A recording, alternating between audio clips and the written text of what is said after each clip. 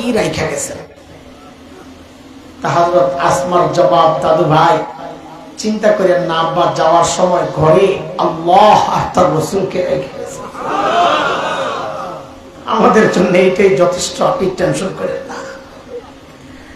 ছোট্ট বাচ্চার জবাব যদি এই হয়, বাবা আবু বকরের জবাব কি হওয়ার কথা একটু চিন্তা করলেই তো বোঝা যায়। আল্লাহর নবী যখন জিজ্ঞেস করেন, আবু বকর ঘরে কি রেখে আসছেন? সাইয়েদনা আবু বকর বলেন, ইয়া রাসূলুল্লাহ, ওই যে ঘরের বেড়াগুলো খেজুর পাতার বেড়া, মাঝে মধ্যে সুই গেঁথে রাখতাম। আসার সময় আল্লাহর নবী বেড়াগুলারে থাপড়ায়া থাপড়ায়া আসছে, কেন একটা সুই পর্যন্ত যেন ঘরে থেকে না যায়, ওই সুইটা যেন আমার কোন মুজাহিদ ভাইয়ের কাজে আসে।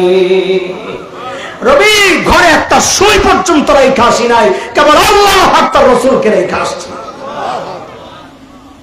এত বড় মানুষ আবু বকর, দ্বীনের জন্য এত কোরবানি, অথচ ওমরের সাথে যখন ওই যে বুড়ির বাড়ির সামনে দেখা, মনে আসেনি কথা? ওমর যখন ধরলেন, আবু বকর আপনি আসছেন কেন?